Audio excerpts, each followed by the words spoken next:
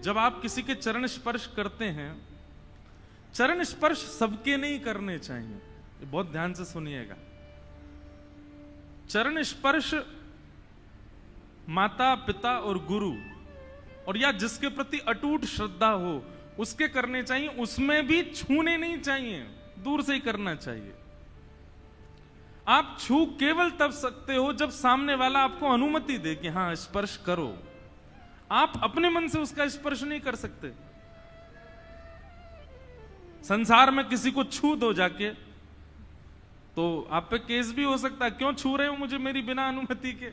तो ऐसे ही गुरुजनों की आज्ञा जब तक ना हो तब तक उनका स्पर्श मत करो, वो जाने किस भाव में है।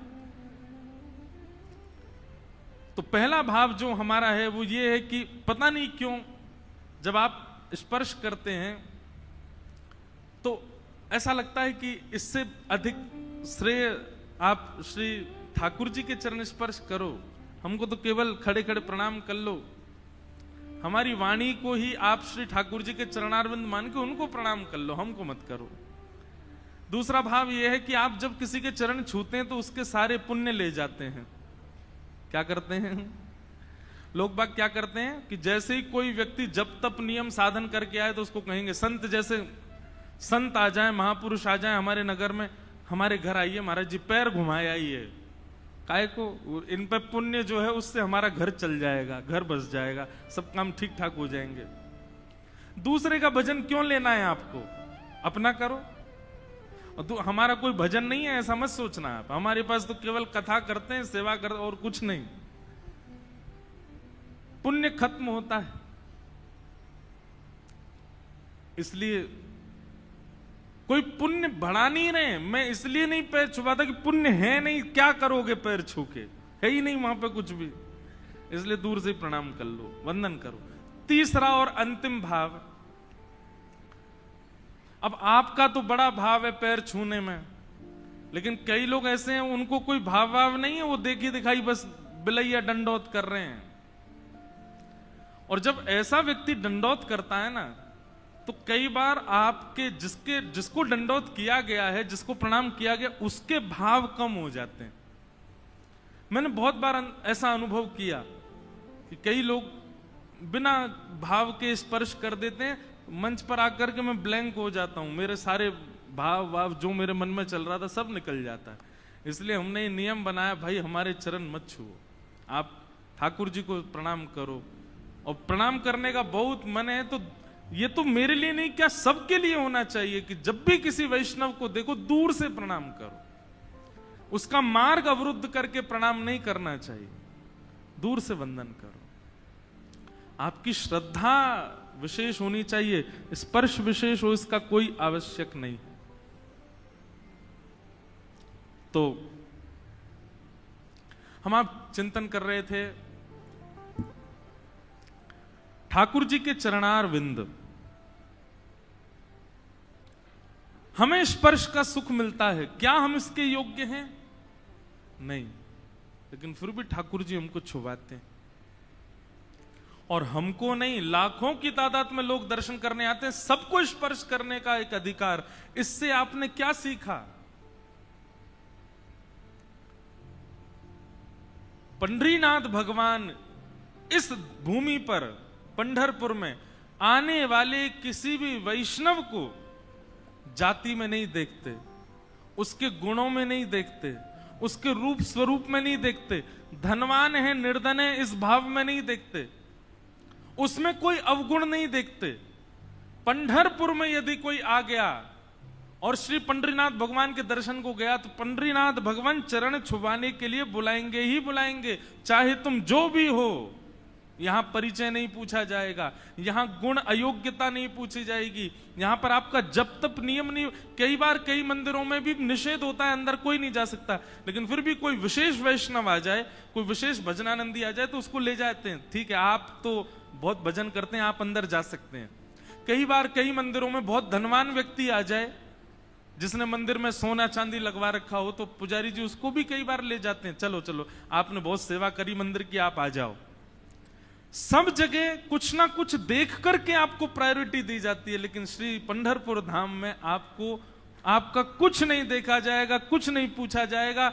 आपसे पहले खरबपति भी प्रणाम करके गया है और आपके बाद वो भी प्रणाम कर रहा है जो पंढरीनाथ भगवान के दर्शन करने कर्जा लेके आया है। इसलिए मराठी भाषा में मराठी लोग कहते हैं गरीबों के भगवान है श्री पंढरीनाथ भगवान, सबको हृदय से लगाते। अभी विद्वत जनों ने बंद कर दिया, नहीं तो पहले पंढरपुर में श्री पंढरीनाथ भगवान को गले से लगाया जाता था। अभी तो चरण तक सीमित रखा है, अभी ठाकुर जी को गले से नहीं लगाने देते, बस चरण छूने देते हैं।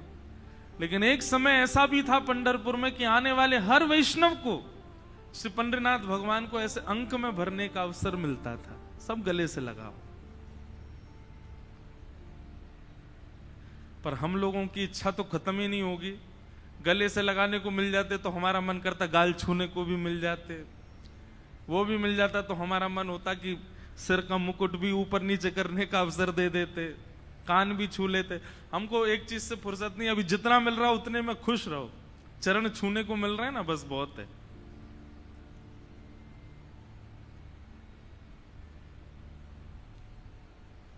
लेकिन हमने क्या सीखा कि पंढरीनाथ भगवान यहां पर दोष नहीं देखते। आप जैसे भी हो आओ, सबको स्वीकार करते हैं श्री पंढरीनाथ भगवान। आप उस समय प्रणाम करते समय यह विचार किया करो कि क्या ठाकुर जी जैसे हम बन सकते हैं कभी। मैंने अपना ही अभी बता दिया कि मुझे ही नहीं प्रिय लगता कि कोई मेरे को प्रणाम करे। मुझे अंदर से ऐसा भाव आता है कि मैं इस योग्य नहीं, क्यों कर रहे हो। लेकिन ठाकुर जी को देखो, सब प्रणाम करके जाते हैं उनको, सबको स्वीकार करते हैं, सबको अपने चरण प्रदान करते हैं। कितने दयालु नाथ हैं, कितने कृपालु नाथ हैं। ऐसो को उदार जग माही, ऐसा कौन उदार होगा संसार में। इसलिए भैया ठाकुर जी से यदि सीखना है ना, हम तो कहते हैं कि सबसे बड़ा आइडल यदि कोई हो, हमारा इन्फ्लुएंसर यदि कोई हो, संसार में और कोई इन्फ्लुएंस कर ही नहीं सकता आपको। श्री कृष्ण सबसे बड़े इन्फ्लुएंसर हैं, इनके पास जाओ, इनसे सीखो, इन जैसे लक्षण अपने जीवन में ले आओ। हम ठाकुर जी जैसे पूरे तो नहीं बन सकते, लेकिन 0.1% प्रयास तो करें, ऐसे उदार बन जाओ। मैं कथाओं में कहा करता हूं, किसी व्यक्ति की 100 बुराइयां आपसे की हों और वही व्यक्ति जिसकी 100 बुराइयां आपने सुनी हैं, वो जब आपके सामने आए तो आप सुनी हुई बुरी बातों से उसको ना देख करके आप अपने भाव से उसमें तब भी सद्गुण देखो, तो आपकी भक्ति समझो कि आप करते हो। ये गुण देखना, ये योग्यताएं देखना, सबको सहज भाव से स्वीकार करना, ये ठाकुर जी सिखाते हैं। जाति पाति भाव आदि ये सब हमको इंसानों ने सिखा दिया, ठाकुर जी नहीं मानते इस बात में। जो लोग कहते हैं कि मंदिरों में ये चलता है, मंदिरों में तो ये है, मंदिरों में जाति वालों को आके देखो आप, पंढरपुर में सबको प्रवेश है, किसी से नहीं पूछा जाता आपका भजन कितना, आपकी योग्यता कितनी। आज हम गोपालपुर गए थे सुबह दर्शन करने। श्री जनाबाई जी जहां ठाकुर जी के साथ लीला करते थे,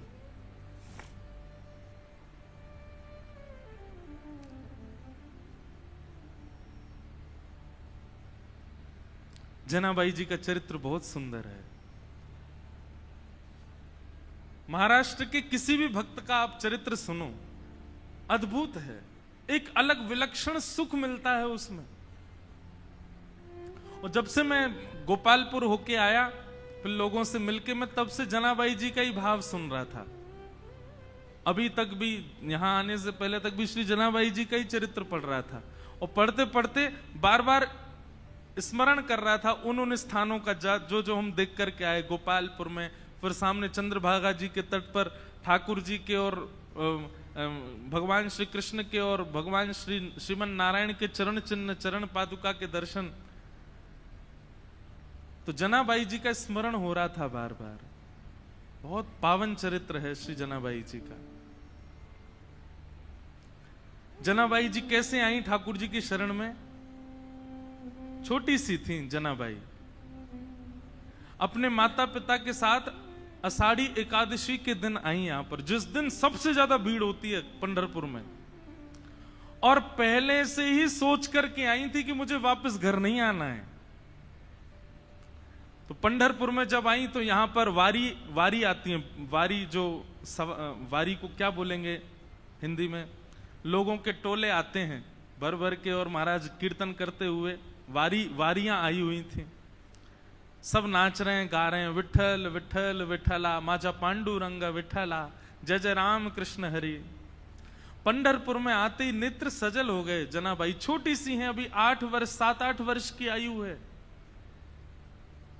मैंने एक दिन कथा में एक बात कही थी, भक्ति 2 लोगों के भीतर प्रकट होती है, या तो उसके जो पूर्व जन्म से करता आया था, कुछ शेष भाव रह गए थे, तो इस जन्म में जन्म से ही उसके अंदर भक्ति आ जाती है। 7-8-6 वर्ष की आयु में ही उसके अंदर भक्ति भाव फूटने लग जाते हैं, या तो उस व्यक्ति के अंदर भक्ति आती है जिसके अंदर पूर्व जन्म से भक्ति भाव हो, या फिर उसके अंदर भक्ति आती है जो घोर नास्तिक हो। 2 ही लोग ही भक्ति भाव में प्रवृत्त होते हैं।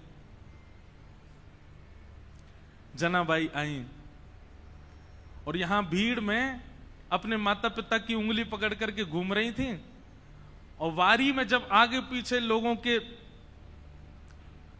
धक्का मुक्की हुई तो माता पिता का हाथ छूटा नहीं, छोड़ दिया, जानबूझ करके खो गई बड़ी भीड़ में। बालक तो खो करके रोते हैं, जनाबाई नाच रही थी कि हाँ अब अच्छा हुआ, अब मैं अकेली हूं, अब मैं यहीं खो जाऊंगी, माता पिता को मिलूंगी नहीं, और सदा के लिए अपने विठोबा के पास रहूंगी, अपने विठल के पास रहूंगी। माता पिता ने ढूंढने का प्रयास किया, लेकिन जनाबाई मिली नहीं। जनाबाई प्रसन्न हैं, क्योंकि उनका परिवार तो श्री पंढरपुरी है ना। एकनाथ जी महाराज अपने एक भाव में कहते हैं, माझे माहेर पंढरी आहे भीवरे चातेरे। अब देखो, मराठी मुझे भी नहीं समझ आती और बहुत लोगों को भी नहीं समझ आती, पर हम जिनके यहां बैठ के खा रहे हैं, जिनका खा रहे हैं, उनको प्रणाम तो करेंगे ना। एकनाथ जी महाराज कहते हैं, मैं अर्थ बताता हुआ बोलूंगा, माझे माहिर पंढरी, माहिर मतलब मेरा तो मायका पंढरपुर है, आहे भीवरे चातरी, कौन सा पंढरपुर? बोले जो भीमा नदी के तट पर विराजमान है, वो पंढरपुर मेरा मायका है। और बाप आई आई,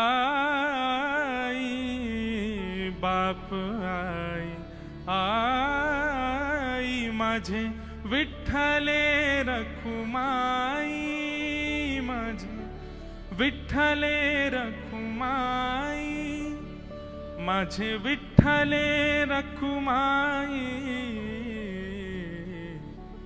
मेरे पिता माता कौन है? बाप आई, बोले विठ्ठले रखुमाई। अच्छा, यहां पे उल्टा है, यहां पे पिताजी रुक्मणी जी हैं, मैया विठ्ठल भगवान है। पंढरपुर में उल्टा है। माउली कौन है? बोले माउली हमारी मैया कौन है? हमारा ध्यान रखने वाली, भूख लगने पे खिलाने वाली, नींद आने पे सुलाने वाली, हमारा ध्यान रखने, कौन है मैया हमारी? बोले विठ्ठलनाथ, हमारी माउली है। वैसे अर्थ तो यही है कि पिताजी विठ्ठल भगवान, रुक्मणी मैया, लेकिन हम ब्रजवासी ना अपनी बात तो जोड़ेंगे। रुक्मणी जी पिताजी का रोल निभाती हैं यहां पर, मैया का रोल तो श्री पंडरीनाथ भगवान निभाते हैं। बाप आई आई, माझे विठ्ठले रखुमाई, माझे विठ्ठले रखुमाई, माहे माहेर पंढरी, माझे माहेर पंढरी, आहे भीवरे चातेरे। माझ बहिण चंद्रभागा, माझ बहिण चंद्रभागा। जो गाएगा उसकी बात सिद्ध होगी। अब मैं कह रहा हूं कि मेरे माता पिता विठल रखुमाई है, तो मेरी बात सिद्ध हो रही है। आप चुपचाप बैठ के सुन रहे हो तो आपकी बात सिद्ध नहीं होगी। गाओ मेरे पीछे। माझ बहन चंद्रभागा, माझ बहन चंद्रभागा, करत से पाप भंग, करत से पाप भंग, माझ बहन चंद्रभागा, माझ बहन चंद्र। हमारी बहन कौन है? माता पिता तो विठल रखुमाई हैं और बहन हमारी कौन है? श्री चंद्रभागा। ये हमारी बहन है। इस बार पंढरपुर में संबंध बना जाओ ताकि बार बार विठल भगवान बुलाते रहें।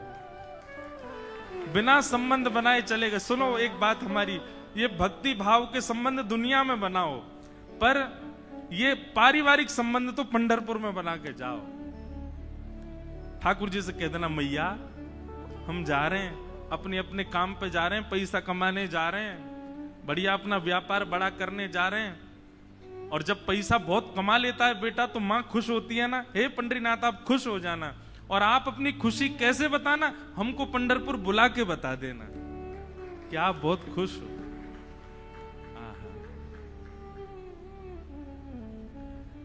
यही भाव चल रहा है जनाबाई के चित्त में। माता पिता बिछुड़ गए, मेला में छूट गए पीछे, लेकिन जनाबाई इस बात से दुखी नहीं है। बोले क्यों? बोले मेरे माता पिता तो विठल रखुमाई है, मेरी बहन तो चंद्रभागा है। ये सब संत महापुरुष जो उछल उछल करके राम कृष्ण हरि कीर्तन कर रहे हैं, ये सब मेरे भाई बंधु हैं, यही मेरा परिवार है, मैं अब इन्हीं के बीच में रहूंगी। जनाबाई बताओ, बिछुड़ने पे प्रसन्न हो रही है, खो गई है मेले में, चंद्रभागा नदी के तट पर बैठी हैं। लेकिन एक दिन, 2 दिन, 3 दिन, 4 दिन बीत गए।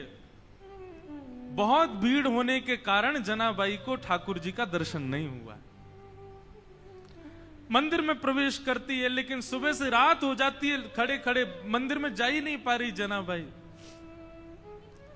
तब चंद्रभागा के तट पर जाकर के बैठी हैं और जाकर के अपने हृदय पर हाथ रख के कह रही, अरे मेरे बिट्ठोवा, अरे मेरे बिट्ठू राय, कब मिलोगे? तुम्हारे लिए सब छोड़ करके आ गई मैं। मीराबाई का भाव है ना, भाई छोड़या बंधु छोड़या, छोड़या जग सोए, साधुअन संग बैठ बैठ, साधुअन संग बैठ बैठ, लोक लाज खोई रे, मेरे तो गिरधर गोपाल दूसरो न कोई, दूसरो न कोई। सब छोड़ दिया मैंने विठोबा आपके लिए, और आप हो भीतर बैठे हो बस ऐसे कमर पे हाथ धर के, मुझे दर्शन ही नहीं दे रहे हो। बंधुओं, धाम की कृपा का अनुभव करना हो ना, तो धाम में विराजमान जो छोटे छोटे तीर्थ हैं, जैसे अब पंढरपुर का मुख्य तीर्थ क्या है? पंडरीनाथ भगवान का मंदिर, लेकिन वहां तो सबकी भीड़ लगी है, सबको दर्शन हो जाए सुलभ नहीं। तो जब तक पंडरीनाथ भगवान दर्शन नहीं दे रहे, ये आसपास छोटे छोटे तीर्थ जो हैं, यहां जा जा करके दर्शन करो। चंद्रभागा जी से प्रणाम करो, गोपालपुर में जाकर के प्रणाम करो, और बाहर पंडरीनाथ भगवान के मंदिर के सामने नीचे चंद्रभागा जी के तट पर पुंडलीक का स्थान है, वहां प्रणाम करो। ये विष्णुपदी जाकर के प्रणाम करो। पंढरपुर की 2-2.5 किलोमीटर की परिक्रमा, वो परिक्रमा कर प्रदक्षिणा करके प्रणाम करो। ये छोटे तीर्थों से प्रणाम करके कहो कि आप पंडरीनाथ जी को कहो ना कि हमको दर्शन दें। मूल और वास्तविक दर्शन की विधा तो यही है। ये छोटे तीर्थ इसीलिए बनाए कि भाई इनको रिझाओ, तो ये अप्रोच लगाएंगे ऊपर की भाई इसको दर्शन दो, तब आपको दर्शन होगा ठाकुर जी का। अब हम तो ज्यादा ही बड़े लोग बन गए ना, वीवीआईपी घुस जाते हैं भीतर, लेकिन मूल उद्देश्य, मूल तरीका तो यही होना चाहिए। छोटे छोटे तीर्थों में जाकर के वंदन करो, उनकी कृपा से ठाकुर जी का दर्शन हो। हमारे वृंदावन में श्री यमुना जी से प्रार्थना करो, ब्रजवासियों से प्रार्थना करो, रज से प्रार्थना करो, तब बिहारी जी का दर्शन होगा। तो जनाबाई बैठी हैं और चंद्रभागा जी के तट पर बैठी बैठी रुदन कर रही हैं कि हे विठोबा कब मिलोगे, हे विठुराय कब मिलोगे। तभी उनके रुदन के स्वर को एक महापुरुष ने सुना। बहुत ध्यान से सुनो। और वो महापुरुष कौन है? श्री नामदेव जी के पिताजी। उन्होंने जब सुना तो कहा, लाली हम तुझे दर्शन कराएंगे, जब तक चल हमारे घर ही चल, वहां रह के कुछ खान पान करना, भोजन इत्यादि कर लेना, अच्छा सुख मिलेगा। जनाबाई उनके साथ चली गई घर। वहां पर नामदेव जी महाराज और बड़े बड़े कीर्तनकार कीर्तन कर रहे थे। कीर्तन में बढ़िया मृदंग बज रही है, कांसे बज रहे हैं, बालक सब वारकरी बालक जैसे कीर्तन करते हैं। अब ये सोचो कि नामदेव जी महाराज आदि के समय पर कीर्तन जो होता था उसकी एक बिंदु है ये, वो कीर्तन कैसा रहता होगा। एक जगह वर्णन आता है प्रसंग में, एक बार नामदेव जी का कीर्तन चल रहा था, तो कीर्तन की ध्वनि पंडरीनाथ भगवान को सुनाई देने लगी। तो पंडरीनाथ भगवान रुक्मणी जी से बोले सुनो मेरा मन नहीं लग रहा अब यहां पर। रुक्मणी जी बोली क्या करना है? बोले मैं जा रहा हूं कीर्तन में। बोले इतने लोग जो दर्शन के लिए आ रहे हैं ये? बोले अब इनको आप संभाल लो, लेकिन मुझे बहुत जोर से मन कर रहा है कीर्तन में जाने का, मुझसे रुका ही नहीं जा रहा, मैं जा रहा हूं नामदेव जी के कीर्तन में। रुक्मणी जी बोली आप जाइए, मुझे उसकी कोई परवाह नहीं, उसके लिए मना नहीं, लेकिन आप एक चीज देखिए, नामदेव जी नेत्र बंद करके गा रहे होंगे, वैष्णव उछल उछल करके नृत्य कर रहे होंगे, आप जैसे ही जाओगे पूरी जनता आपके पीछे पड़ जाएगी, कीर्तन में भंग हो जाएगा, आप जाकर के वहां कीर्तन में विक्षेप डाल दोगे। तो एक बार पंडरीनाथ जी रुक गए, बोले अच्छा हाँ सही कह रही हो, फिर तो नहीं जाऊंगा मैं। लेकिन जैसे ही नामदेव जी के ऊंचे ऊंचे स्वर सुनाई दें, विठल भगवान खड़े खड़े के, मुझसे रुका ही नहीं जा रहा, अब जो होगा देख लूंगा, मैं कोने में खड़ा हो जाऊंगा, लेकिन मुझको जाने दो। रुक्मणी जी बोली जाओ। सोचो विचार करो, भक्तों के स्वर के लिए ठाकुर जी त्रिलोकीनाथ उतावले हो रहे हैं। ठाकुर जी तुरंत कमर पर हाथ धरे ऐसे ही दौड़े। अच्छा कभी कभी एक मन में भाव आ रहा था कि श्री पंडरीनाथ भगवान सारे काम ऐसे ही करते हैं क्या? यहाँ पे दौड़ते भी ऐसे ही होंगे, सोते भी ऐसे ही होंगे, बैठते भी ऐसे ही होंगे, खाते तो होंगे ही नहीं दूसरों से कि तुम खिलाओ, हमारे तो हाथ यूं हैं। पंडरीनाथ भगवान पीतांबरी पहने, गले में सुंदर माला है और ये मुकुट धारण किए, मत्स्याकृत मछली के आकार के कुंडल, और दौड़ रहे हैं नामदेव जी के कीर्तन की ओर। असंख्य भीड़ लगी है। ठाकुर जी ने सोचा कहीं विघ्न ना आ जाए, तो बाहर खड़े हो गए, और जहां से केवल नामदेव जी की झलक दिख रही है, कीर्तन हो रहा है, सब नाच रहे हैं, वहीं से ठाकुर जी देख रहे हैं और देख करके वहीं झूम रहे हैं। इतना आनंद ठाकुर जी को आ रहा है। लेकिन झूमते झूमते झूमते झूमते ठाकुर जी को सुध बुध नहीं रही, और ठाकुर जी तो कोने से भीड़ में आ गए। अब जैसे ही ठाकुर जी आए, लोगों को कस्तूरी की सुगंधी आने लगी, बढ़िया, पीछे मुड़ मुड़ करके देखें साक्षात पंडरीनाथ भगवान खड़े हैं। अब तो महाराज नाचना गाना सब भूल गए, सब मार्ग देने लगे, और ठाकुर जी नाचते नाचते भीतर प्रवेश कर रहे हैं। नाचते नाचते ये स्थिति हो गई, इतनी भीड़, कोई पांव छू रहा है, कोई हाथ छू रहा है, स्पर्श करते करते ठाकुर जी की पीतांबरी खींच ली किसी ने, और ठाकुर जी के वस्त्र उतरने लगे। लेकिन ठाकुर जी नृत्य नहीं छोड़ रहे हैं, उछल उछल करके नाच रहे हैं। स्थिति ये हुई, आज हरि देखे नंगम नंगा, ठाकुर जी के सबरे वस्त्र खींच खींच के ले गए, और ठाकुर जी निर्वस्त्र अवस्था में नृत्य कर रहे हैं नामदेव जी के कीर्तन। नामदेव जी के जब नेत्र खुले और सामने ठाकुर जी को देखा, नेत्र सजल हो गए। जय हो। कभी कभी संशय होता है नाथ, हम आपके भक्त हैं कि आप हमारे भक्त हो। अरे इतना उतावलापन, इतनी उत्सुकता तो किसी भक्त में नहीं होती, वो अपने वस्त्र का भान तो रखता है, आप तो कीर्तन में वस्त्रों का भी भान नहीं रखते नाथ। ऐसे हमारे श्री पंडरीनाथ पर बड़े दयालु ठाकुर जी। तो जनाबाई जैसे ही पहुंची नामदेव जी के घर, वहां नामदेव जी कीर्तन कर रहे थे, वैष्णव नाच रहे हैं, मृदंग लेकर के करताल बजा रहे हैं। तभी जनाबाई को क्या दिखा कि श्वेत श्वेत वस्त्र, श्वेत श्वेत टोपी पहने सब वारकरी, और इनके बीच में एक पीतांबरी पहने और गोल गोल गोल कोई घूम रहा है। जनाबाई 4 दिन से तो दर्शन हुए नहीं थे ठाकुर जी के। गौर से देखा तो महाराज, आहा, सुंदर ते ध्यान उभे विटवारी, सुंदर ते ध्यान उभे विटवारी, सुंदर ते। श्री तुकाराम जी कहते हैं, जिनका ध्यान इतना सुंदर है, विठल पर जो वीट के ऊपर खड़े हैं, आहा, जैसे ही दर्शन किया जनाबाई के तो रोम रोम प्रफुल्लित हो गए, आनंदित हो गए। आहा, साक्षात पंडरीनाथ भगवान नृत्य करने नामदेव जी के कीर्तन में। जनाबाई तो वहीं बैठ गई।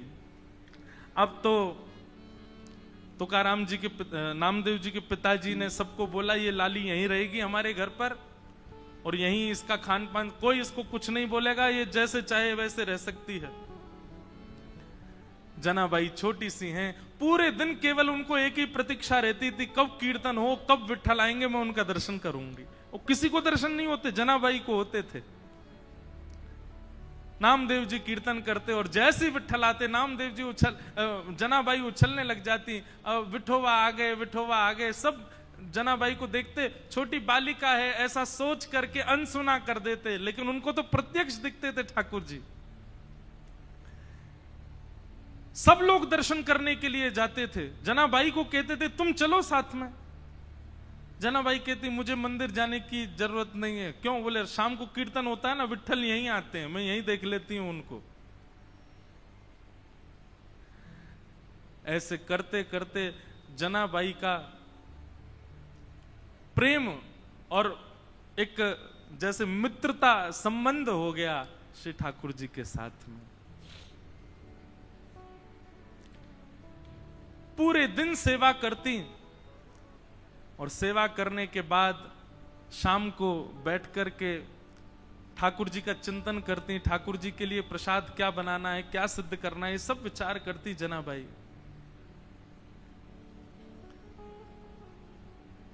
ठाकुर जी इतने भाव से बुलाती ठाकुर जी को, ठाकुर जी आते थे उनके पास। एक दिन की बात, नामदेव जी ने ऐसा सुंदर कीर्तन किया कि ठाकुर जी और दिन से ज्यादा अधिक नृत्य किए उस दिन। इतना नृत्य किया कि जनाबाई जैसे ही कीर्तन पूर्ण हुआ, जनाबाई रोने लगी। कोने में बैठे बैठी रो रही थी। सब लोग सोचने लगे क्या हो गया, पता नहीं छोटी सी बालिका रो रही है। नामदेव जी के पिताजी ने जाकर के कहा, बोले हे जनाबाई तुम रो क्यों रही हो? जनाबाई कहती हैं आज कीर्तन इतना सुंदर हुआ। बोले सुंदर कीर्तन में रोया जाता है? बोले नहीं, मैं इसलिए नहीं रो रही, आज कीर्तन इतना सुंदर हुआ कि पंडरीनाथ आए, विठोबा आए और इतना नृत्य किया, मुझे तो मन में पीड़ा हो रही है। वो पूरे दिन खड़े रहते हैं, इतना नृत्य करके गए, कहीं उनके पांव दर्द तो नहीं कर रहे होंगे, कोई उनके पांव दबा रहा होगा कि नहीं, मुझे तो उस बात की बड़ी पीड़ा होती है। आप नामदेव जी से कह देना वो इतना ज्यादा अच्छा कीर्तन ना किया करें, सामान्य कीर्तन किया करें। वो अच्छा कीर्तन करते हैं तो श्री ठाकुर जी उसमें बहुत नाचते हैं, उनको कहीं पीड़ा ना होती हो चरणों में। बंधुओं, ये सब भाव ठाकुर जी आपके जब से प्रसन्न होते हैं तब से प्रसन्न होते हैं, नियमों से प्रसन्न होते हैं, आपकी विचारधारा भावनाओं सबसे प्रसन्न होते हैं। पर जब ऐसी भावनात्मक बुद्धि आपकी हो जाती है, आप छोटे छोटे भावों में भी चिंतन करने लगते हो, तब ठाकुर जी अति प्रसन्न होते हैं। हमारे गोवर्धन के श्री पंडित गया प्रसाद जी महाराज, अभी की बात 20-25 वर्ष पहले गिरिराज जी में झाड़ू लगाते थे। कोई कहता बाबा तुम पूरी गिरिराज जी में झाड़ू काहे को लगाओ, तो बाबा ब्रज भाषा में बड़े भाव से बोलते, कहा बताऊं, जे नंद जी को लाला माने नाए, नंगे पाम डोले पूरे ब्रजमंडल में, और नंगे पाम डोल तो गिरिराज जी पे आतो होएगो, तो यहाँ पे ये कंकड़ पत्थर और ये कांटे बाकी पामन में लग जाते होंगे, फिर रोतो जातो होगो, यशोदा मैया को बतातो होगो, या हमारे मेरे मन में तो भाव आवे कि मैं झाड़ू लगाए कि सबरे कंकड़ पत्थर और सबरे कांटे इनको किनारे कर दूं, कहीं नंद जी को लाला आवे तो वाक्य पामन में कहीं कोई कठोर वस्तु लग नहीं जाए। और ये बात कहते कहते रोने लग जाते थे। ऐसे भाव बंधुओं, क्षमा करना, आपका नियम 1 घंटे से 4 घंटे में परिवर्तित हो गया, आपकी साधना 4 घंटे से 1 दिन में परिवर्तित हो गई, आपकी तीर्थ यात्रा हर साल की 4 बार की फिक्स हो गई, इससे ठाकुर जी प्रसन्न नहीं होते। पर आप जब भी नेत्र बंद करते हो, आपके चिंतन में एक भाव, एक प्रेम प्रकट होता है, जैसे अपनों के लिए होता है वैसा प्रेम ठाकुर जी के लिए प्रकट होता है, तो ठाकुर जी प्रसन्न होते हैं। जनाबाई मन में सोच रही है, मेरे पास बिठोवा होते, मेरे पास बिठल होते, घी लेकर के आती, चरणों में मालिश करती, अपने हाथ से चरण दबा देती, मेरा बिठोवा बहुत कष्ट में आ गए होंगे आज तो। और यही बोलती जा रही है, यही बोलती जा रही है। अब सब तो वहां से उठ करके सोने चले गए, लेकिन वो यही चिंतन कर रही हैं, आज विट्ठल के पांव में दर्द हो रहा है, आज मेरे पंडरीनाथ के चरणों में दर्द हो रहा होगा। ये भाव मन में सोच ही रही थी कि इतने में ही पीतांबरी पहने, कटी पर हाथ धरे, सुंदर सांवल वर्ण ठाकुर जी का श्री पंडरीनाथ भगवान वहीं प्रकट हो गए, और प्रकट होकर के जनाबाई के सामने बैठ करके पांव आगे पसार दिए। बोले रो क्यों रही हो, तो फिर दबाओ हमारे चरण। आपको अगर लग रहा है कि हमारे पैरों में पीड़ा हो रही तो दबाओ ना। आहा, जनाबाई, छोटी सी जनाबाई अपने हाथों से ठाकुर जी के चरण दबा रहे हैं।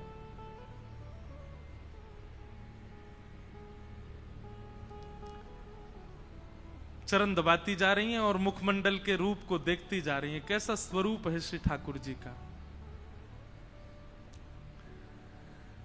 अब छोटी सी बालिका, और क्या कोई वेद मंत्र तो आते नहीं उनको, कोई शास्त्रों की बात तो आती नहीं, ठाकुर जी से पूछे। पैर दबाते दबाते जनाबाई पूछ रही है, भोजन किया आपने? ठाकुर जी बोले हाँ किया। तो क्या पाया?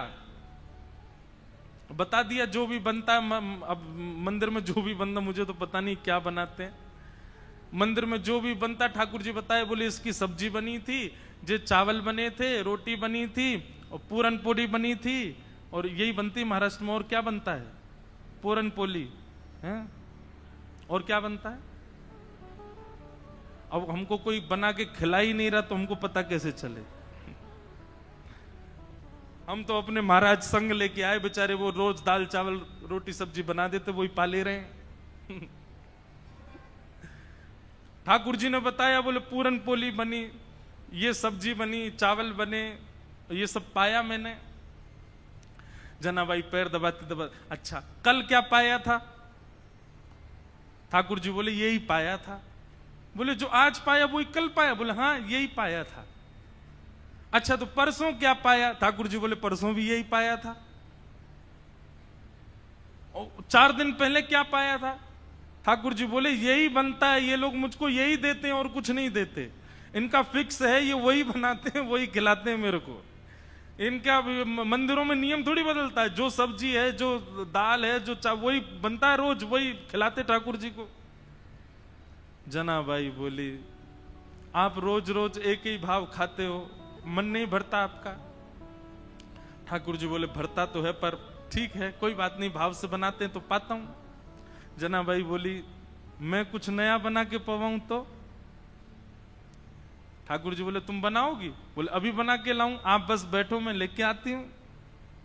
जनाबाई रात में ही गई, महाराज सुंदर रसोई सिद्ध करी, सुंदर नए नए पकवान बनाए, नई नई सामग्री बनाई और सामग्री बना के थाल में सजा। आधी रात सब सोए हैं पंढरपुर में, और वहां गोपालपुर के ऊपर के स्थान आज हम गए थे तो वहीं के चिंतन आ रहा है। वहां ठाकुर जी बैठे हैं, ठंडी ठंडी हवा चल रही है, और जनाबाई ने लाके थाली सामने रख दी। ठाकुर जी को कहा पाओ। ठाकुर जी पा रहे हैं प्रेम से, वो बड़ा सिर हिला हिला करके चटकारे मार मार करके पा रहे हैं। बोले आहा, आज तो नया नया भोजन मिला है। हाँ जनाबाई, तेने तो आज आनंद कर दिया, इतना सुंदर भोजन बनाया। बीच बीच में ठाकुर जी इतनी जल्दी खाते हैं कि अपने वस्त्रों पर गिरा देते हैं। तो जनाबाई कहती है अरे आराम से खाओ, कहां जाना है? बोले तुमको क्या पता, अभी 3:30 बजे मंगला आरती होनी है, मुझे पहुंचना है अभी वहां पर। ठाकुर जी प्रेम से पा रहे हैं। बीच बीच में जनाबाई का इच्छा होती, मन होती है कि मैं खिला दूं एक ग्रास, लेकिन अभी भय लग रहा है मन में कि कहीं मैंने कहीं हाथ बढ़ा दिया तो कहीं ठाकुर जी नाराज तो नहीं हो जाएंगे। ठाकुर जी ने प्रसाद पाया, बोले जनाबाई कल फिर आऊंगा, बढ़िया बना के रखना कुछ अच्छा, फिर पाऊंगा कल, अभी जाता हूं। हाँ मंगला की समय हो गई। ठाकुर जी दौड़े आए सीधे, महाराज घंटे घड़ियाल बजने लगे और मंगला आरती शुरू। 3:30-4 बजे से ही ठाकुर जी का अभिषेक होने लगा। 1 दिन 2 दिन 3 दिन 4 दिन 5 दिन बीत गए। रोज ठाकुर जी रात में चले जाते हैं और प्रसाद पाके आते हैं। रुक्मणी जी आई एक दिन मंदिर में, और यहां बस शयन की तैयारी हो रही थी। रुक्मणी जी आकर के बोली, वो भी ऐसी खड़ी हैं, ऐसी बोली होंगी, कहां जाते हो आप रात को? ये इतनी रात को कहां जाते हो आप, सही सही बताना। ठाकुर जी बोले गोपालपुर जाता हूं, वहां पर एक मेरी भक्त है जनाबाई, ये मंदिर में तो रोज एक सा ही बना देते हैं, वहां पे बड़ा नया नया बनाती है, वो खाने में बहुत सुख मिलता है, वहां जाता हूं भोजन करने। रुक्मणी जी बोली अच्छा, इतना अच्छा भोजन बनता है कि रोज जाते हो? बोले हाँ, वो बड़े भाव से बनाती है। रुक्मणी जी बोली हमको भी ले चलो, हमको भी खिला लाओ। ठाकुर जी बोले लेके चलूंगा, लेकिन खिलाऊंगा नहीं, खाऊंगा तो अकेला मैं। वो छोटी सी है, छोटे छोटे उसके हाथ हैं, वो छोटे छोटे हाथ से थोड़ी सी दाल बनाती है, थोड़ी सी सब्जी बनाती है, एक ही पूरन पूली बना पाती है बेचारी। और तुम चलोगी, तुम्हारा भी पेट मेरा भी पेट, उसको बहुत श्रम हो जाएगा, उसको इतना नहीं बनवाना भोजन। चलो साथ में, लेकिन दूर खड़ी रहना, देखती रहना, और बीच में भी मत आना, वो सहजता उसकी खत्म हो जाएगी, वो तुमको देख के फिर बनावटी बात करेगी। रुक्मणी जी बोली ले चलो, कुछ खिलाना नहीं, नहीं आऊंगी बीच में, लेकिन ले तो चलो, मैं भी तो देखूं ऐसा क्या, ऐसा उसका क्या भाग्य कि पंडरीनाथ रात में जाते हैं। रुक्मणी जी गई हैं, दूर खड़ी देख रही हैं, जनाबाई थाल लेकर के आई है। ठाकुर जी प्रेम से पा रहे हैं। ठाकुर जी पाते, आज ही जनाबाई के मन में आया, बोले आज तो मैं अपने हाथ से खिला के मानूंगी, रोज तो ये मैं डर के मारे नहीं खिला पाती। ठाकुर जी जिम रहे थे बढ़िया प्रेम से, और चटकारे अपनी उंगलियां चाट चाट करके, बढ़िया आहा बहुत अच्छा बना है। दूर खड़ी रुक्मणी जी के नेत्र सजल हो रहे हैं, ये सौभाग्य तो मुझे भी नहीं मिला कभी, जैसा सौभाग्य जनाबाई को दे रहे हैं। बीच में जनाबाई के मन में भाव आया, आज तो मुझे खिलाना ही है। तभी एक सामग्री उठाकर जनाबाई कहती बिठोबा ये तो पाओ, और ऐसे खाने में तल्लीन थे ठाकुर जी। ठाकुर जी ने भी विचार नहीं किया, ठाकुर जी ने भी मुख खोल दिया, हाँ खिलाओ। और जनाबाई ने जैसे ही अपना मुख अपने हस्त कमल से सामग्री ठाकुर जी के मुख में दी है, जनाबाई का हाथ वहीं रुक गया, ठाकुर जी का मुख वहीं रुक गया, दोनों के नेत्र सजल। और दूर खड़ी रुक्मणी जी भी कह रहे हैं धन्य है जनाबाई, धन्य है, इनका सौभाग्य देखो, ठाकुर जी साक्षात इनके हाथों से पा रहे हैं।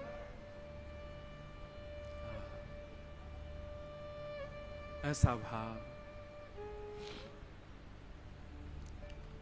रुक्मणी जी नतमस्तक हो गई, मन में विचार करने लगी कि मैं भी जनाबाई से मित्रता कर लूं, इनके बहाने मुझे भी ये सुख मिल जाया करेगा।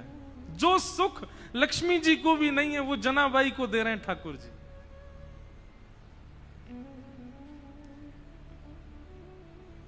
ठाकुर जी नित्य जाते हैं, रात भर जनाबाई के पास रहते हैं और कुछ नहीं करते। जनाबाई अपना काम करती रहती है, ठाकुर जी बैठे बैठे देखते रहते हैं।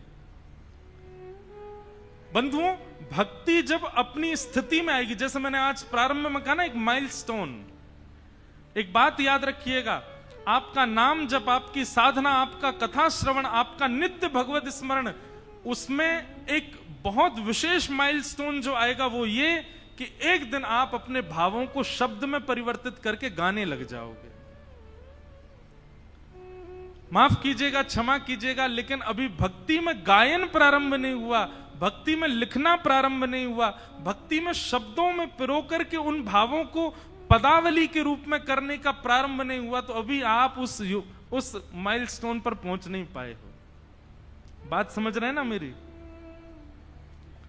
आपके भक्ति भाव शब्द में परिवर्तित होने लग जाएं, आपका मन हो मैं लिखूं, मैं गाऊं, मैं सुनाऊं, तब समझो कि हां अब एक सीमा पर आप पहुंच गए हो, ठाकुर जी के समीप बस पहुंचने ही वाले हो। हम एक बात कथा में कहते हैं, जिसने भी पाया गा करके ही पाया, बिना गाए किसी ने नहीं पाया।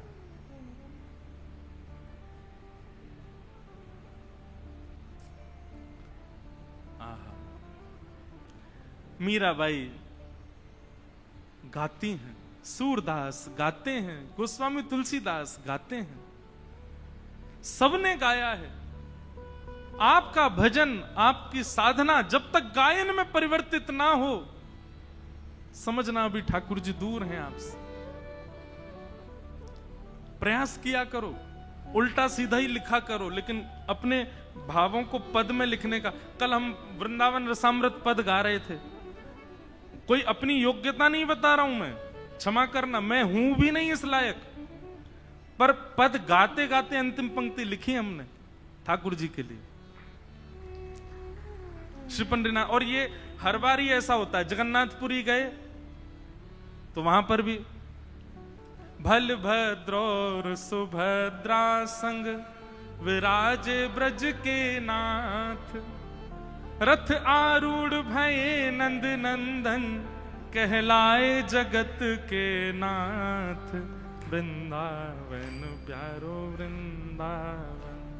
द्वारिका में कथा हुई तो वहां के भाव आ गए। वहां का भाव क्या था? विप्रधेनु संतन के कारण, रण छोड़ो ब्रजनाथ।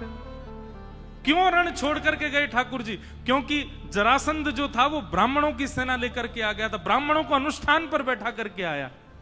ठाकुर जी ने मन में विचार किया, 17 बार तो हरा दिया इसको, लेकिन अब की बार हराया तो ब्राह्मणों का जो अनुष्ठान है वो निष्फल हो जाएगा, ये ब्राह्मणों का वध कर देगा। तो ब्राह्मणों की रक्षा के लिए विप्रधेनु संतन के कारण, रण छोड़ो ब्रजनाथ। गोमती तट द्वारवती पधारे, द्वारिका का शास्त्रीय नाम द्वारावती है। क्या है?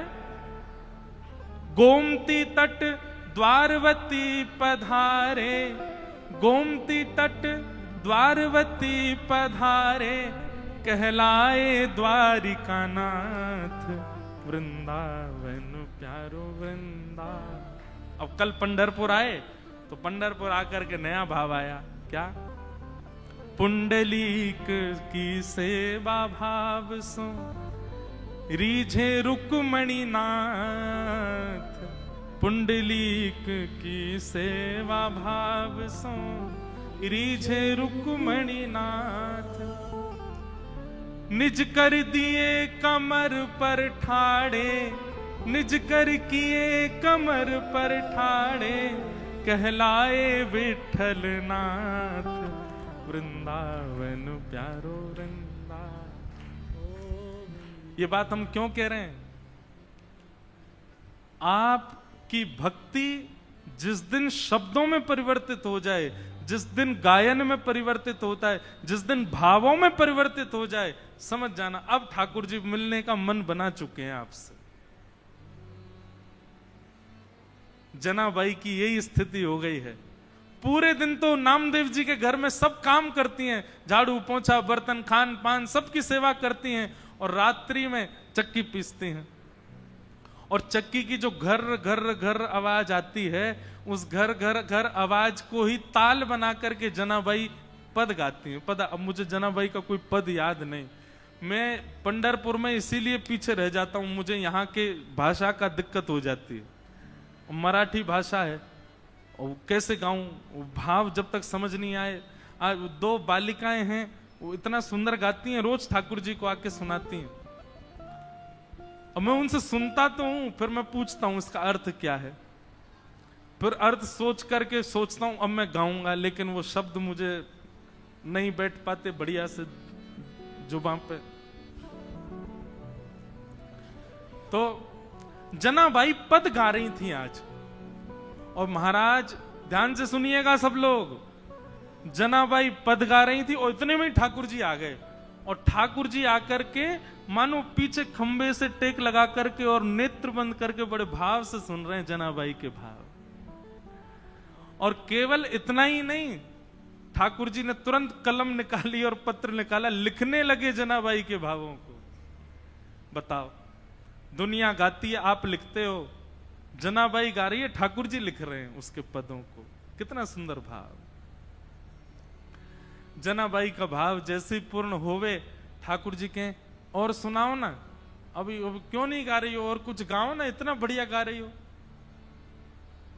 जनाबाई बोली, दो दो काम एक साथ कर रही हूं मैं, ये चक्की भी चला रही हूं, गा भी रही हूं, कैसे होगा इतना, मैं बालिका ही हूं, छोटी हूं अभी।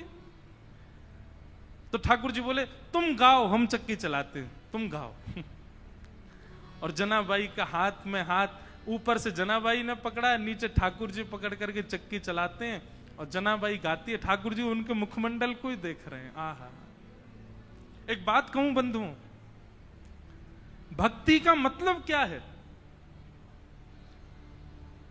प्रारंभ हो तो आप ठाकुर जी के पीछे पड़े रहो, लेकिन स्थिति ऐसी आवे एक दिन कि ठाकुर जी आपके पीछे पड़े रहे। ये समझो भक्ति है। आप ही उनके पीछे पड़े हो और वो उनको कोई फर्क नहीं पड़ रहा है, तो फिर ये भक्ति नहीं है, ये समझो एक तरफा प्रेम है आपका। स्थिति ऐसी हो जाए महाराज कि ठाकुर जी आपके बगैर नहीं रह पाए, ठाकुर जी को आपके बिना राजी नहीं हो, ठाकुर जी को आपके बिना व्याकुलता हो जाए, ठाकुर जी को जब तक आपकी थाली, अब कितने भी भक्तों को देखो, वहां कर्मा बाई बिना नहाए तो खिचड़ी बनाती है, ठाकुर जी दौड़ करके आते हैं उनकी खिचड़ी पाने। भक्ति का मूल रूप यही है कि आप ठाकुर जी का भजन करो, लेकिन एक स्थिति ऐसी आवे कि मेरा सुमिरन हरि करे, मेरी स्मृति ठाकुर जी कर रहे हैं, मेरे स्मरण में ठाकुर जी हैं।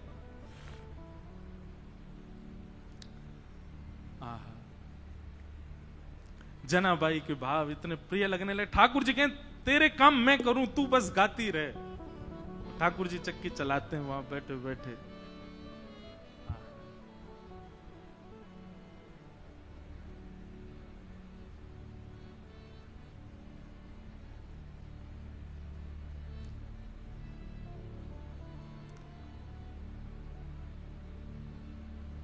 एक दिन जनाबाई बोली, ठाकुर जी आप चक्की चलाते हो, पर आप इतने आभूषण पहन के रखते हो कि कोई आभूषण आपके कभी टूट जाए, कोई आभूषण आपकी चक्की से टकराते रहते हैं, इतनी आवाज होती है, मुझे तो भय लगता है कोई रात में आ ना जाए।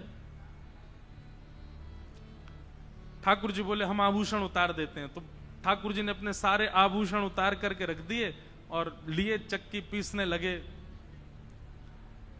आज जनाबाई ने ऐसा भाव गाया, ऐसा भाव गाया कि ठाकुर जी उसमें इतने निमग्न हो गए कि इतने में ही मंदिर से घंटे घड़ियालों की आवाज आने लगी। ठाकुर जी के मंगला का समय हो गया। ठाकुर जी तो व्याकुल हो गए। बोले अभी भागना पड़ेगा, दौड़ना पड़ेगा, मंदिर में नहीं मिला तो महाराज बड़ा दिक्कत हो जाएगी, सब जगह ढूंढेंगे और मैं कहीं आता हुआ दिखा तो सब समझ जाएंगे मैं चलता फिरता बोलता हूं, पूरी दुनिया पकड़ लेगी मुझे, कैसे जाऊं। तो जनाबाई की एक काली सॉल थी, ठाकुर जी भी श्याम वर्ण के, काली सॉल और ओढ़ ली ठाकुर जी ने ऊपर से, और सीधे ठाकुर जी अपने छोटे छोटे पांव से दौड़ रहे गोपालपुर से मंदिर की ओर। मंगला का समय हो गया है, कपाट खोले उससे पहले भीतर पहुंच जाऊं। यहां रुक्मणी जी ने पीछे का दरवाजा खोल के रखा, कह जल्दी आओ भीतर, सब पहुंच गए वैष्णव जन। ठाकुर जी बेचारे मुकुट उकुट संभाले, अपना भीतर पहुंचे, भीतर जाकर खड़े हो गए। इतने में कपाट खुले, कपाट खुले, दो गलती हो गई ठाकुर जी से। क्या? अपने आभूषण भूल आए जनाबाई के यहां, और जनाबाई की सॉल पहन के खड़े हो गए वहां पे। जैसे ही कपाट खुले, पुजारी बोले हैं ये आभूषण कहां गए, और ये पुरानी सी काली सी सॉल किसकी ओढ़ रखी है। अब तो पहले कपाट खुलते हैं तो आदमी और नेत्र गाड़ करके देखते हैं ठाकुर जी को। सुबह सुबह सबके अपलक नेत्रों से सब ठाकुर जी को देख रहे हैं, और ठाकुर जी के मुख पर संकोच दिखाई दे रहा है। बोले आज तो पकड़े गए हम। इतने में ही पीछे खड़े नामदेव जी की दृष्टि पड़ी, और नामदेव जी बोले ये सॉल तो कहीं देखी देखी लग रही है। और नामदेव जी के घर में ही रहती जनाबाई, उनके यहां काम कर रही हैं बेचारी, सब झाड़ू पोंछा बर्तन सब करती जनाबाई। नामदेव जी के मुख से निकल गया, ये तो जनाबाई की सॉल है। आहा, ठाकुर जी लीला करके आए हैं जनाबाई के पास। अब ये बात जैसी उन्होंने कई आसपास के लोगों में ये बात सुन ली, उनके भी मन में आ गया कि ठाकुर जी जनाबाई पे कृपा करके आए। पर इतने में ही भीतर से मंदिर से आवाज आने लगी, पुजारी कहने लगे ठाकुर जी के आभूषण चोरी हो गए, किसी ने ठाकुर जी के आभूषण चुरा लिए हैं, ठाकुर जी के आभूषण नहीं मिल रहे हैं। देखो मानव कितना विचित्र है। ये उन मानवों की निंदा नहीं, हम आप सब भी होते तो हम भी यही कहते। नामदेव जी के मुख से निकला कि ये तो जनाबाई की सॉल है, तो जिन लोगों ने सुना उन्हीं लोगों ने कह दिया, बोले जनाबाई की सॉल है, इसका मतलब जनाबाई ही आई थी और आभूषण चुरा करके भाग गई, सॉल भूल गई यहीं पर। जनाबाई ने ठाकुर जी के आभूषण चुरा लिए। सब लोग हाथ में आयुध लिए, हल्ला मचाते हुए, चिल्लाते हुए सब गोपालपुर की ओर गए। सुबह सुबह का समय, ऊपर पहुंचे, जैसे ही वहां जाकर के देखा,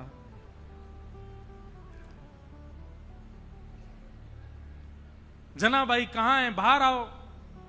जनाबाई निकल करके आई, क्या बात है, क्यों चिल्ला रहे हैं आप लोग? बोले तुमने ठाकुर जी के आभूषण चुराए। जनाबाई बोली मैं क्यों चुराऊंगी आभूषण? बोले तलाशी दिलाओ। जैसे ही जनाबाई के स्थान को देखने लगे, वहीं ठाकुर जी के आभूषण मिल गए। बंधुओं, ठाकुर जी की लीला में सब सुखद सुखद ही होता है, सब अच्छा ही अच्छा होता है, ऐसा नहीं है। ठाकुर जी कब, कहां, क्या, किस भाव से लीला कर रहे हैं ये कोई नहीं जानता।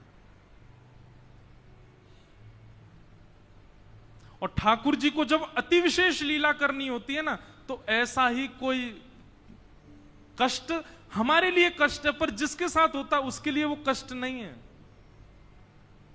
ऐसी कोई भावना प्रकट। जैसे ही आभूषण मिले सबको, जनाबाई को पकड़ लिया सबने,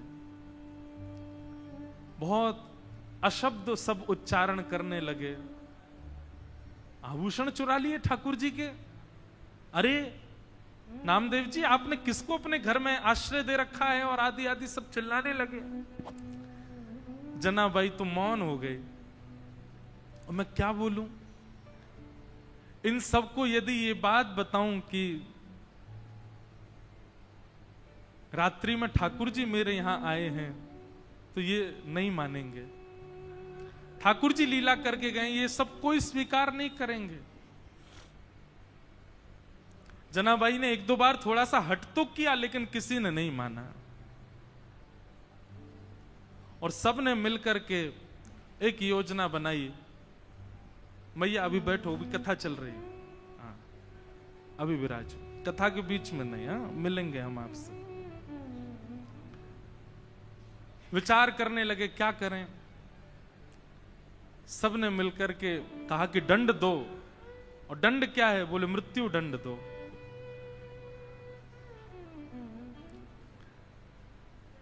नामदेव जी मनी मन समझ गए कि ठाकुर जी अब जनाबाई को अपने अंतरंग लीला में प्रवेश देना चाह रहे हैं, इसीलिए लीला चल रही है। समाज के लोग उनके भाव को नहीं समझ पा रहे थे। ये संसार का एक नियम है कि जब मूल व्यक्ति हमारे सन्मुख होता है तब हम उसके भाव को नहीं समझ पाते। आज उन्हीं जनाबाई को पूरा विश्व पूज रहा है। पंढरपुर आने वाला हर वैष्णव प्रणाम कर रहा है। एक सूली लगा दी गई, जनाबाई को खड़ा कर दिया उसमें, परंतु श्री पंडरीनाथ भगवान ऐसा होने तो नहीं देते। देखते ही देखते जो सूली बनाई गई थी वो जल के आकृति में परिवर्तित हो गई और श्री जनाबाई ठाकुर जी में ही विलीन हो गई। ठाकुर जी में ही उनका समावेश हो गया। सब ढूंढने लगे, खोजने लगे, जनाबाई कहां है, जनाबाई कहां है। कई लोगों को आत्मग्लानि होने लगी, अपने आप को कोसने लगे, हमने क्या किया, एक परम भक्ता वैष्णवी जनाबाई के साथ ऐसा किया। पर अब कहां जनाबाई मिलने वाली हैं, वो तो श्री विट्ठल के साथ में है, विट्ठल के अंतरंग भाव में प्रवेश कर गए।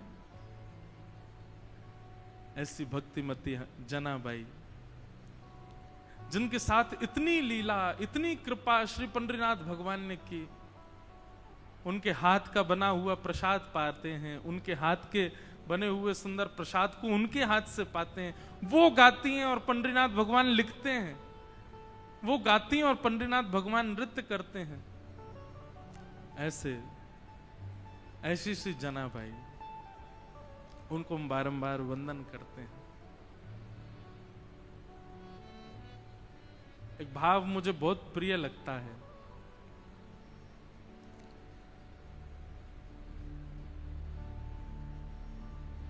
श्याम सुंदर सदा हमको प्यारे रहें, हम उन्हीं के रहें, वो हमारे रहें। श्याम सुंदर सदा हमको प्यारे रहें, हम उन्हीं के रहे, वो हमारे। दो कथाओं का प्रकथन पढ़ने में आया।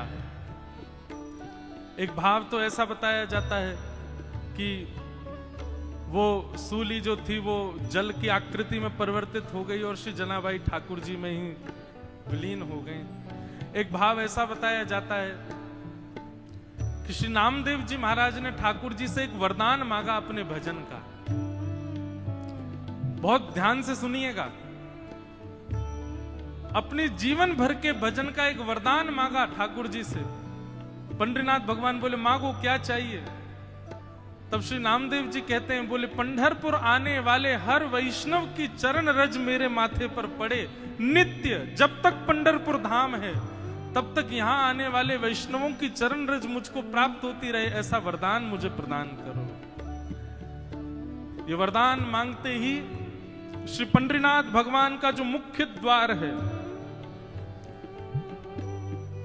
जहां से अभी सबका प्रवेश तो अभी निषेध है, सब घूम के जाते हैं, पर दर्शन अभी भी होता है, आप लोग सब कीजिएगा। वहां स्थान से अपने आप ही पृथ्वी बीच में से अलग हो गई, गहरा गड्ढा हो गया। ठाकुर जी ने मानो आज्ञा कर दी कि नामदेव जी आप वहीं विराजमान हो जाओ।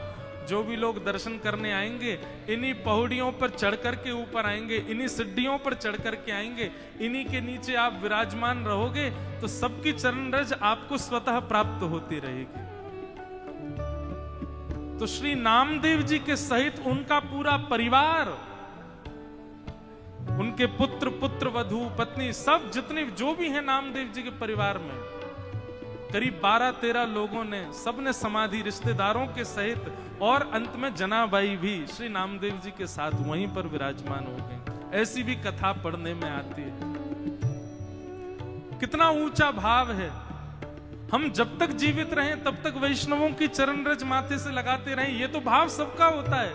पर नामदेव जी तो कहते हैं हमें मुक्ति, भुक्ति, वैकुंठ, स्वर्ग, लोक कुछ नहीं चाहिए नाथ। हे पंडरीनाथ, बस इतनी कृपा कर दो कि आपके दर्शन को आने वाले प्रत्येक वैष्णव के चरण की चिन्ह, चरण की रज हमको प्राप्त हो। और आज भी पंढरपुर मंदिर के जो मुख्य पौड़ी हैं, मुख्य जो सीढ़ियां हैं, वहीं नामदेव जी की समाधि है। बंधुओं, हमारा प्रेम दूर दूर तक ठाकुर जी के लिए नहीं है। इन वैष्णवों का प्रेम देखो, वैष्णवों के प्रति प्रेम, ठाकुर जी के प्रति प्रेम, लीलाओं के प्रति प्रेम अद्भुत। हम तो बस गा सकते हैं, प्रार्थना कर सकते हैं, क्योंकि ये भाव भी ठाकुर जी की कृपा से ही हमारे चित्त में प्रकट होंगे, हमारे चाहने से प्रकट नहीं हो सकते।